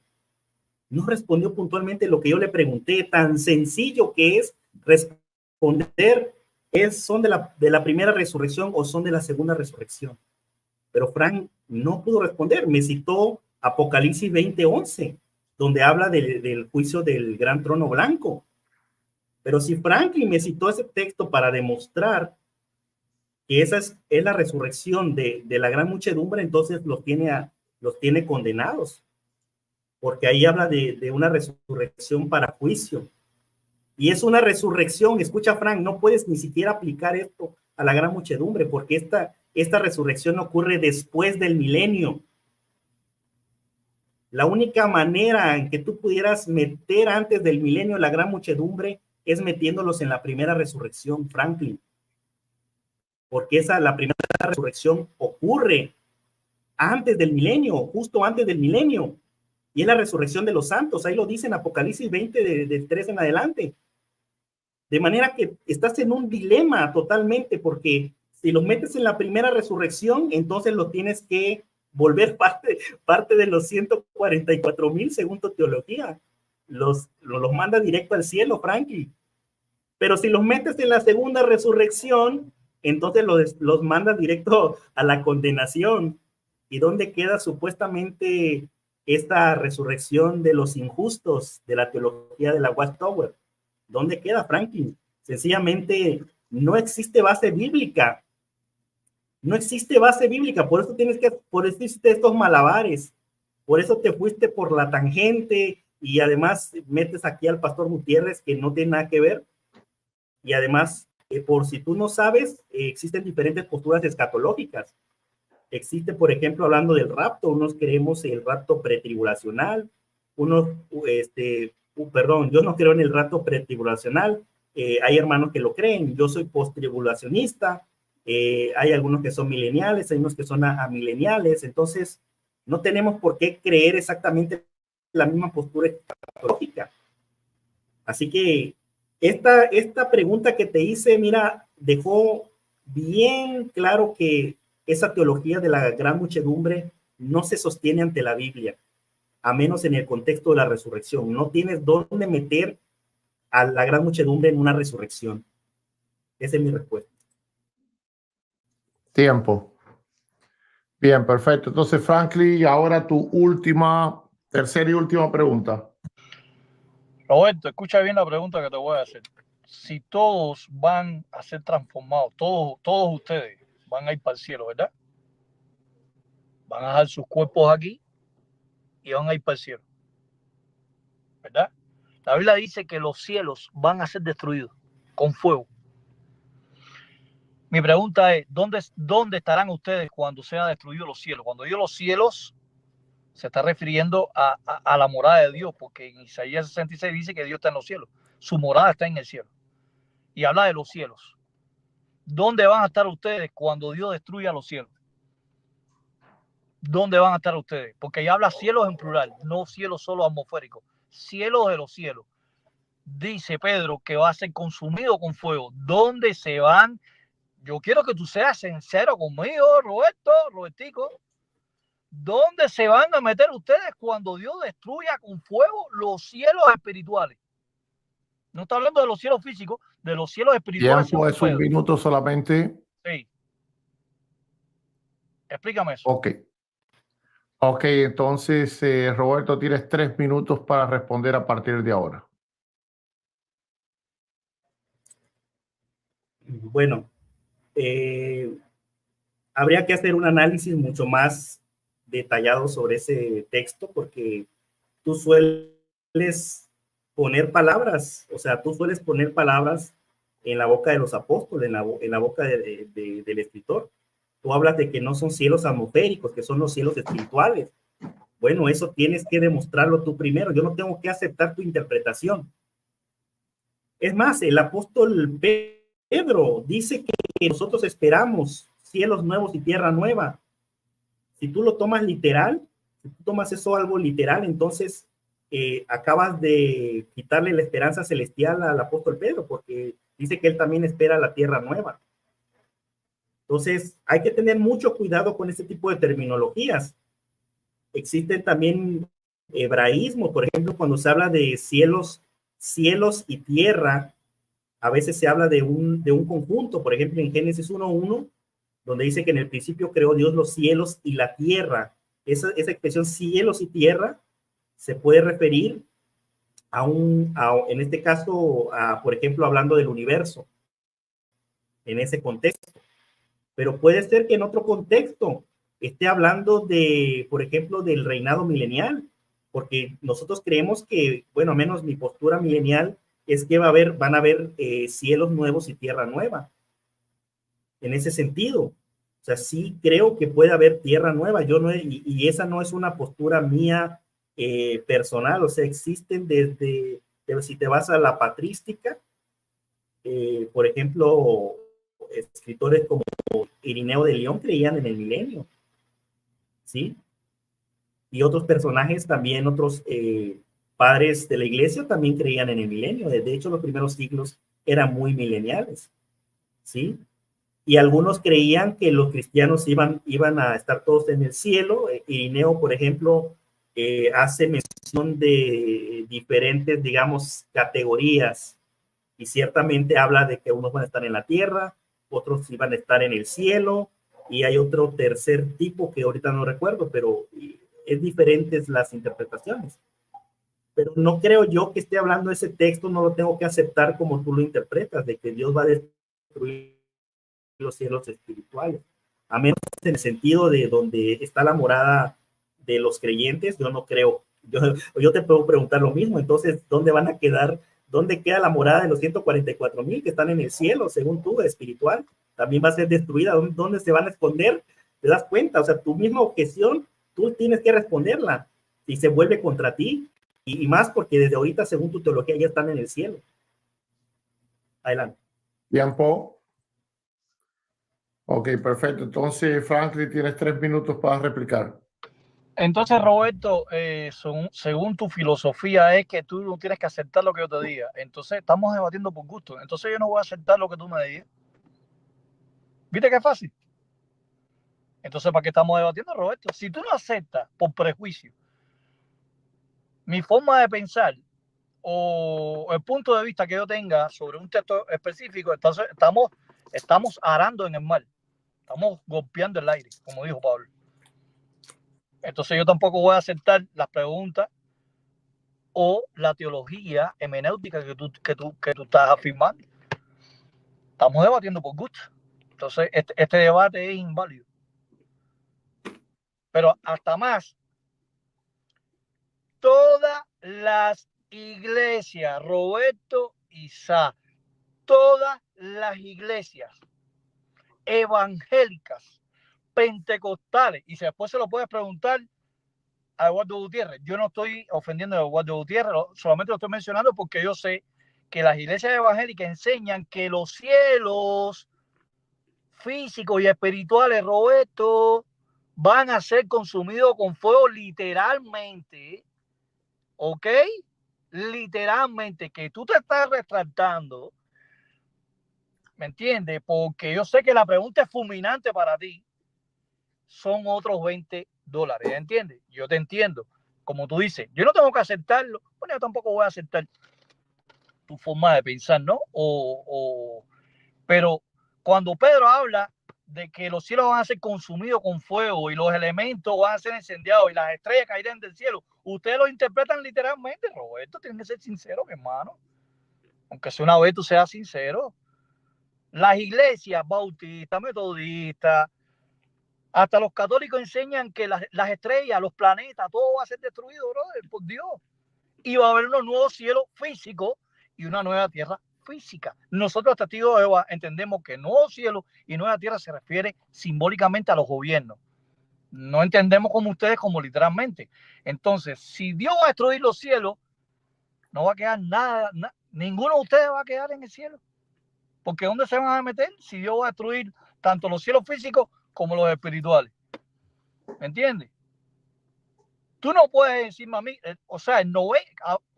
yo te respeto de que tú te excluyas del pensamiento teológico que tienen las demás iglesias, pero el 98% de la iglesia enseñan que va a ser destruido. Y desmiénteme, Roberto Isaac, desmiéntame y dime en mi cara que yo soy un mentiroso, que yo, lo que estoy afirmando. No tú, toda la iglesia, todos los pastores, todos los teólogos enseñan que los cielos y la tierra va a ser destruida con fuego, literalmente, tanto los espirituales como los terrenales. Time. Ok, entonces ahora, Roberto Isaac, tienes tu última pregunta. Desde ahora. Sí, yo quiero insistir en este tema de la resurrección, porque esto es totalmente aplastante para la teología de la Watchtower. Ya vimos que Frank no pudo meter ahí a la gran muchedumbre en ninguna resurrección. Ahora, Frank, en mi interrogatorio yo te pregunté acerca de la resurrección y te pregunté cómo son los cuerpos resucitados.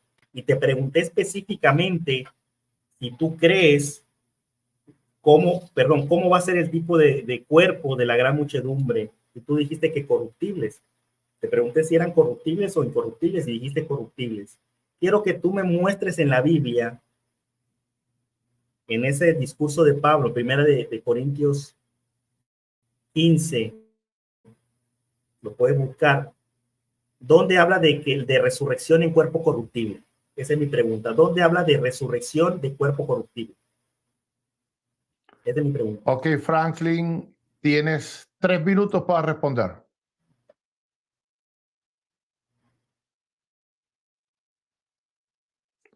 No te escuchas, te voy a detener el tiempo porque necesitas activar tu micrófono. Que tenía el micrófono apagado. Ok, dale, desde ahora te activo el tiempo desde el comienzo. Sí, dale. 1 Corintios 15:40 dice, hay cuerpo celestial y cuerpo terrenal. ¿Ok? Hay cuerpo, soma, celestiales y cuerpos terrenales.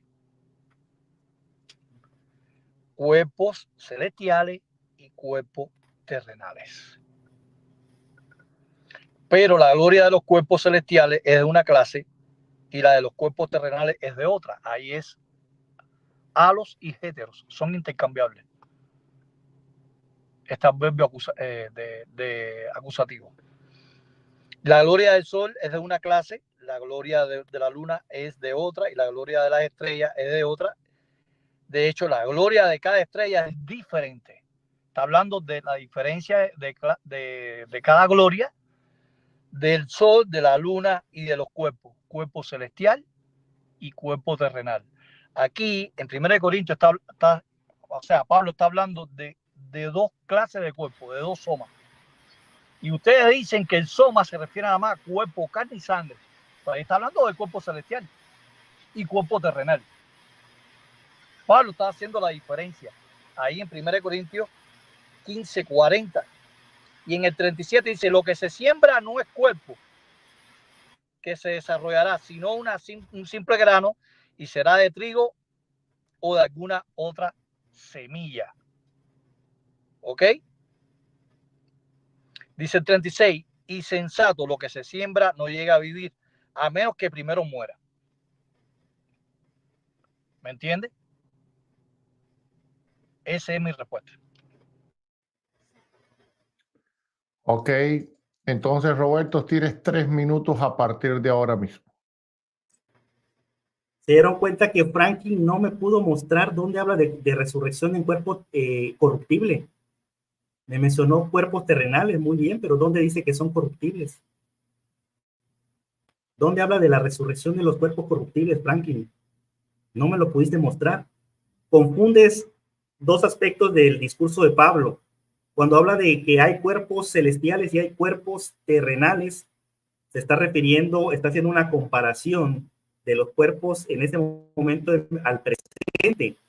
En este caso del cuerpo, por ejemplo, de los ángeles, con respecto a los cuerpos terrenales, que son los que tenemos ahora. Pero en el versículo 42, después de hablar de eso, que no está hablando ahí en un sentido escatológico, está haciendo una comparación entre cuerpos celestiales y los cuerpos terrenales, pero no está hablando ahí de cómo van a resucitar. No está diciendo que unos van a resucitar en cuerpos terrenales y otros en cuerpos celestiales. En ningún lugar Pablo afirma eso. Lean, aprendan a leer bien, amigos testigos de Jehová. Versículo 42. Así también sucede, vean ustedes, ese así también está dejando claro que de todo lo que acaba de explicar el apóstol Pablo, como analogía de cuerpos celestiales y cuerpos terrenales, ahora va a traer esa doctrina al tema de la resurrección de los muertos. Y dice, así también sucede en la resurrección de los muertos. Versículo 42. Se siembra en corrupción, resucita en incorrupción. Se siembra en deshonra, resucitará en poder. Se siembra cuerpo animal, resucitará cuerpo espiritual. ¿Dónde dice resucitará cuerpo carnal otra vez? Perdón, cuerpo corruptible. ¿Dónde dice dónde enseña Pablo eso, Franklin? En ningún lugar. Esa es una teología que el Aguastogo les ha vendido a ustedes, pero el apóstol Pablo dice claramente que se siembra en incorrupción y resucita. Se siembra en corrupción, hablando de nuestros cuerpos actuales, porque son corruptibles. Y cuando dice carne y sangre no pueden heredar el reino de Dios, ¿sabes a qué se refiere ese hebraísmo, Frank? Precisamente a que la corrupción, dice, no hereda la incorrupción. Cuando habla de que carne y sangre no pueden heredar el reino de Dios, significa que nosotros no podemos resucitar en cuerpos corruptibles. Precisamente Pablo está refutando tu teología de una resurrección en cuerpo corruptible. Entonces imagínense a los patriarcas, a Job, a David, a esos héroes de la fe resucitando nuevamente en cuerpos corruptibles para ser sometidos a prueba durante un milenio. Hasta aquí mi respuesta. Tiempo. Ok, perfecto. Entonces ya terminó el tiempo de las preguntas, ¿verdad? Sí. Ok. Entonces, ahora vamos a pasar a 10 minutos de conclusiones, donde comenzará Franklin a concluir. Franklin, a partir de ahora mismo tienes 10 minutos. Muy bien, ustedes pudieron notar que Roberto Isaac, su teología choca con todas sus hermanos. Y vemos que Roberto Isaac ¿cómo se llama esto? En las redes sociales comparte mucho con otras denominaciones como si tuvieran la misma doctrina. ¿Me entiendes? Y entonces, él dice que hay un paraíso terrenal, cuando realmente el paraíso es en el cielo. Él lo afirmó que la gran muchedumbre no lo son los 144,000, cuando realmente todas las iglesias enseñan que los 144,000 es la gran muchedumbre del capítulo 7, Robertico. Entonces tú estás yendo en contra de tus propios hermanos. Claro, tú puedes tener puntos de vista diferentes que se te respeta, pero te estoy haciendo esta aclaración. También él dice que Elías y Enoc resucitan espiritualmente para los cielos en el tiempo de Jesucristo, cuando dice que abre el camino nuevo.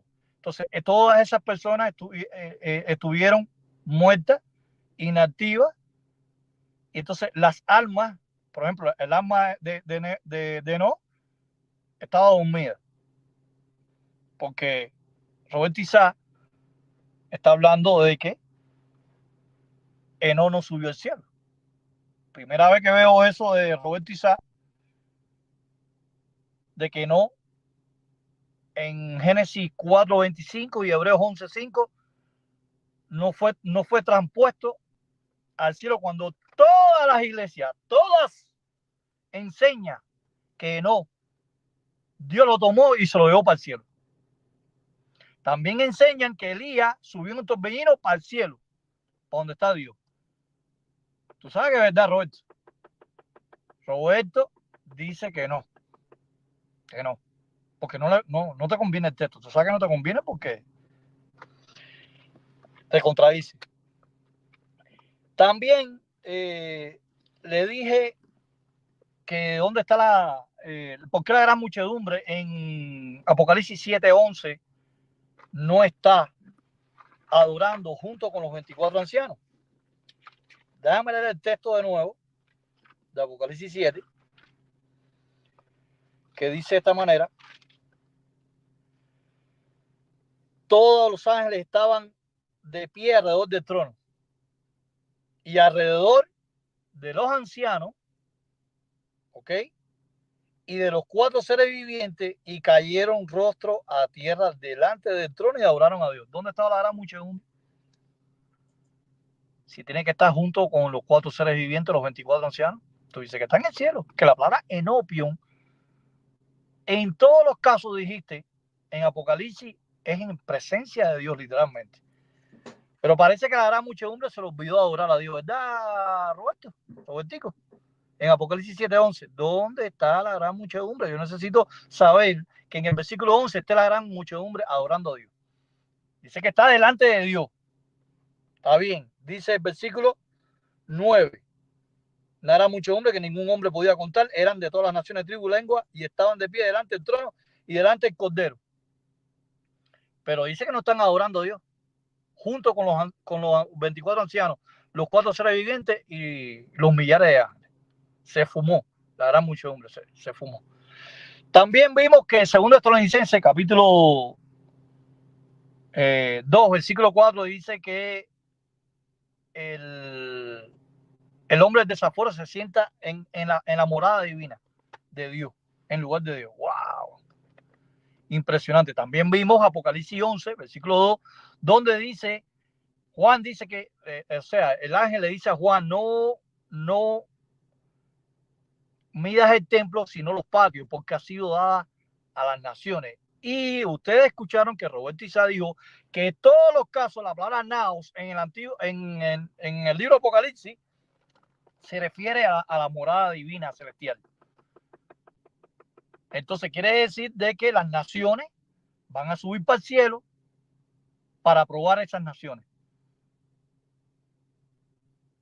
Los patios. Porque ustedes dicen que los patios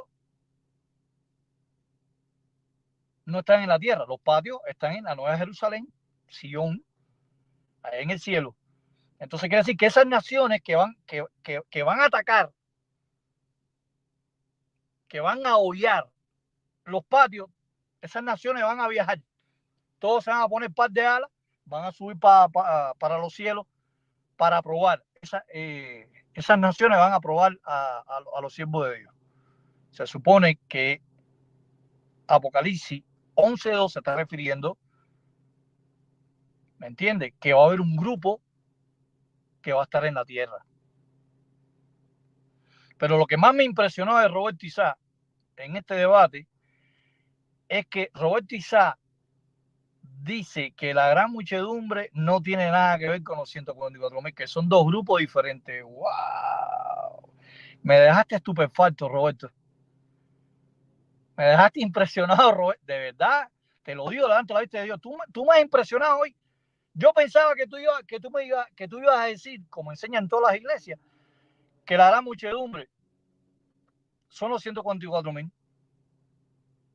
Mira que ese tema yo lo he debatido, Roberto Isaac, y creo que Cárcamo enseña igual que tú. Pero todos los demás enseñan que la gran muchedumbre son los 144,000 porque es un solo rebaño, según ustedes. Es un mismo grupo selectivo, es una sola esperanza. No hay dos esperanzas, ¿verdad?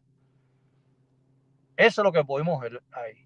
Pero también en Apocalipsis 20, algo interesante que quiero resaltar aquí, ¿no? En Apocalipsis 20, el versículo 3 dice, lo arrojó al abismo donde lo encerró y selló la entrada para que no volviera a engañar a las naciones hasta que se terminaran los 1000 años. Después de eso tiene que ser liberado por un poco de tiempo. Roberto, ¿cuándo va a hacer eso? Si la enseñanza es que todos van a estar en el cielo y dice que el diablo va a ser soltado de nuevo.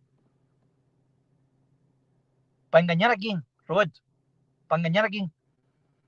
A fantasmas, hombres invisibles. Está diciendo que después de los 1000 años va a ser soltado de nuevo Satanás el diablo. ¿A extraviar a quién, Roberto? ¿A quién va a extraviar? Si ya después del milenio ya está todo devastado. La nueva tierra y los nuevos cielos. ¿A quién va a extraviar, Roberto? A espíritus invisibles. Va a extraviar a los siervos de Dios.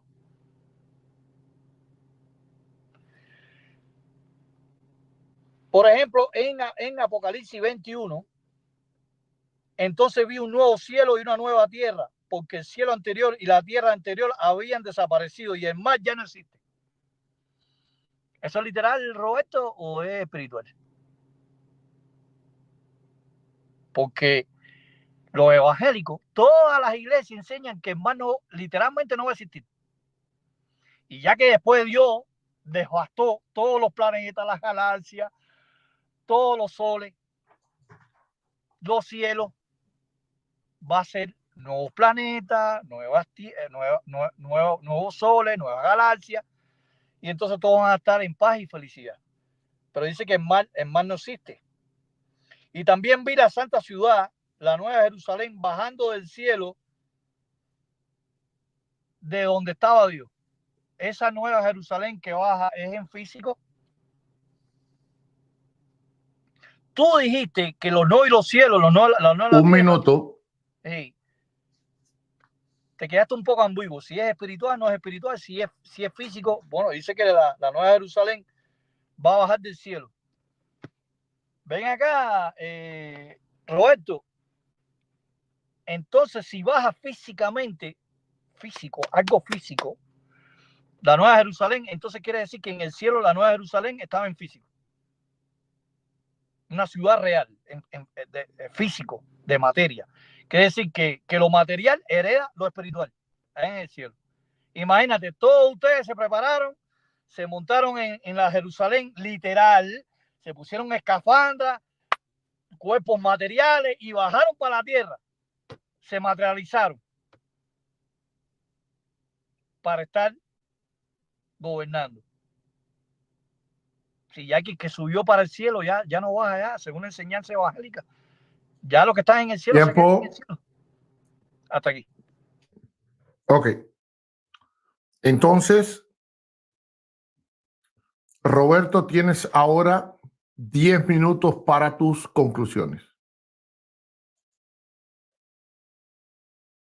Comienza. Sí, muchas gracias. La audiencia puede notar que Frank prácticamente no abordó ninguno de mis puntos de mi discurso inicial. Ni uno solo, ni un solo texto bíblico que yo cité pudo abordar. Yo cité Efesios 1:1 al 14, que es un discurso muy completo que habla acerca de la iglesia. Frank jamás pudo explicar que Pablo estuviera haciendo una distinción entre creyentes. Jamás lo pudo demostrar. Por lo tanto, la tesis permanece en pie, que Pablo está hablando a la iglesia y los está refiriendo a ellos como fieles en Cristo Jesús, siendo adoptados, teniendo la redención, el perdón de los pecados. El texto devastador que dice que Dios tenía el propósito de reunir todas las cosas, tanto en el cielo como en la tierra. Totalmente refutada la teología de la Watchtower. Frank no pudo ni siquiera citarlo. En el punto número 1 que yo cité, la Biblia no enseña distinción de clases, y cité una serie de textos como Primera de Juan 5:1, Romanos 8:14-17, donde habla de que somos hijos de Dios, todos los que creemos en Cristo Jesús, todos los que tenemos esta esperanza. Y en una de mis preguntas yo le pregunté a Frank que si la gran muchedumbre son hijos de Dios, y él respondió, ahí fue un poco ambiguo. Primero dijo que sí, luego como que no. Pero miren, dice este texto de Romanos que si somos hijos, entonces también somos herederos, y herederos de Dios y coherederos con Cristo. Así que Frank y la Watchtower tienen que sacar a la gran muchedumbre de ser considerados hijos de Dios, y de hecho no los consideran hijos de Dios. Déjame educarte un poquito, Frank. La Watchtower no considera a la gran muchedumbre hijos de Dios, solamente los considera criaturas de Dios y amigos de Dios, pero no son hijos ni son nacidos del agua y el espíritu. Y ese fue otro texto devastador que no pudiste refutar, porque ese texto enseña que a menos que alguien sea nacido del agua y del espíritu, no puede entrar en el reino de Dios. Así que tú tienes a una gran muchedumbre excluida del reino de Dios porque no pueden nacer del agua y del espíritu, porque ese texto, como bien dijiste, aplica a los ungidos solamente, y nosotros creemos que los ungidos son todos los creyentes, no solamente 144,000, así que también queda refutado con eso. La Biblia enseña claramente que nuestra ciudadanía está en los cielos, y eso tú no pudiste ni siquiera tratar de refutarlo. Segunda de Corintios 5:1-2, Filipenses 3:20-21. No hiciste ni el mínimo intento de tocar esos textos. Mi tercer argumento, la resurrección del creyente, demuestra que no existen cuerpos terrenales y cuerpos celestiales, sino un solo tipo de cuerpo en la resurrección. Ojo con esto. No pudiste demostrarlo, te di la oportunidad para que lo demuestres con la Biblia y no pudiste hacerlo. Por el contrario, te mostré con el mismo texto del apóstol Pablo que él está hablando que en la resurrección se resucita, se siembra en corrupción y se resucita en incorrupción. Jamás la Biblia enseña una resurrección en cuerpo corruptible. Así que tú tienes a una gran muchedumbre con un cuerpo inexistente que no está en la Biblia por ningún lado. Número 4, la Biblia enseña que los fieles del Antiguo Testamento, que la esperanza es el cielo para los fieles del Antiguo Testamento. Te cité Hebreos 11:13-16, donde ellos dice que se confesaban peregrinos y extranjeros sobre la tierra, lo cual no tiene ningún sentido en la teología de la Watchtower. ¿Por qué los patriarcas se iban a considerar peregrinos y extranjeros en la tierra si realmente ellos iban a vivir aquí en la tierra para siempre? Ojo con esto, yo sí creo en el milenio, yo sí creo que ellos van a heredar el milenio y van a vivir en una tierra paradisíaca, yo lo creo, pero no es definitivo, no es por 1000 años, Frank. Sí, entendiste, por 1000 años, no es para toda la eternidad.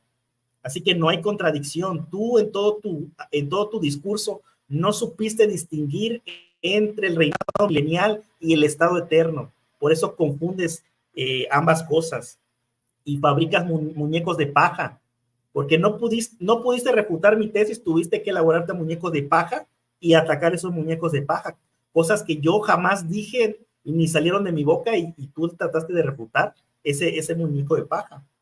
La Biblia enseña que la gran multitud de Apocalipsis servirá en el cielo, y yo lo demostré. De todas las veces que se menciona a la gran muchedumbre, cuando dice que está delante del trono de Dios, esa expresión delante del trono de Dios, te lo dije, Frank, en todo el Apocalipsis siempre se refiere a una presencia literal e inmediata, cercana. No pudiste refutar ese argumento. Tú dices, es que la gran muchedumbre no adora, porque cuando los 24 ancianos se postran y los 4 seres vivientes, ¿por qué dices la gran muchedumbre no adora? Pero tú no lees el versículo 14, donde dice que estos están de pie delante del trono de Dios y les sirven día y noche. Y en griego ese sirven es la tregua, que es servicio sagrado. ¿Eso qué es, Fran? No es adoración. ¿Qué tipo de servicio es la tregua? Dice que día y de noche les sirven delante del trono de Dios y tú dices que ellos no adoran en el cielo. Totalmente incoherente. Así que bueno, vemos que no pudiste abordar ninguno de mis argumentos y voy a tomarme un tiempo para refutar algunos de tus textos. Lucas 12, citaste el rebaño pequeño, pero no, yo te expliqué que ese texto aplica en este caso a los 12 apóstoles y nunca habla de 144,000. Y hablando de la diferencia entre los 144,000 y la gran muchedumbre, tú dices, no, es que todos los evangélicos creen que son lo mismo. No es verdad, Frank. Existen diferentes posturas escatológicas y el hecho que nosotros creemos que son parte de un solo rebaño no significa que tengan la misma función en la tierra. ¿De acuerdo? Así que estás confundiendo. Sí creemos que van a ser un solo rebaño, ¿sí? Pero eso no significa que sean los mismos. Son diferentes grupos. Es como hablar de gentiles y judíos. Son diferentes grupos que van a formar un solo rebaño. Que por cierto, este texto tampoco lo pudiste refutar cuando habla de las otras ovejas. ¿Qué más? El texto que citaste de Hebreos, donde se abre un camino nuevo, bueno, te lo refuté. ¿Qué más? La resurrección de los patriarcas. Mencionaste algo de que ellos van a... ¿Cómo es la teología de nosotros? Que si su alma estaba dormida. Bueno, ciertamente existen grupos que creen que el alma de los patriarcas estaba en un estado de dormición. Nosotros no creemos. O al menos yo no creo que estaba en un estado de dormición.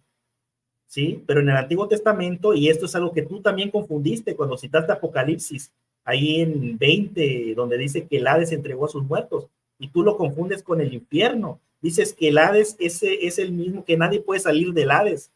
Eso es totalmente falso, y nosotros no creemos eso. Y nosotros no creemos que el Hades sea un sepulcro. Estás confundiendo diferentes términos, Frank. El Hades no es el sepulcro físico. El Hades es el lugar, la región espiritual, no es algo físico el Hades, Frank, ¿sí? Estás confundiendo las cosas. El Hades, y antes de la venida de Cristo, todos los fieles, tanto justos como injustos, iban al Seol o el Hades, y eso lo creemos.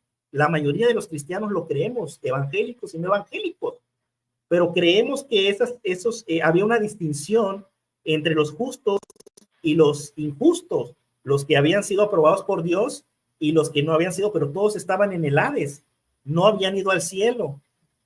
Solamente hasta después de que Cristo resucita, entonces estos fieles de la antigüedad tienen acceso al cielo, pero no es que hayan resucitado, sino que están aguardando en el tabernáculo celestial, como dice Apocalipsis 6, donde dice Juan que vio las almas de los mártires que estaban ahí y que estaban aguardando precisamente la resurrección. Así que bueno, creo que he sido demasiado claro y contundente.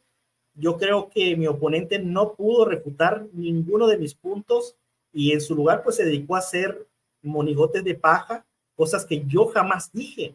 Así que bueno, invito a la audiencia que analice estos argumentos y que llegue a la conclusión que considere que esta noche ha tenido más peso. Así que bueno, yo creo que hasta aquí voy a dejar mi exposición, mi conclusión y refutación. Bendiciones. Ok, muchas gracias, hermano Roberto. Bueno, hemos llegado al final de este debate, solo quedaría un minuto de despedida. Recuerden que en el minuto de despedida no se puede tratar nada sobre el debate. Les pido que eviten estudien, argumentos, saquen conclusiones. El público sabe eso.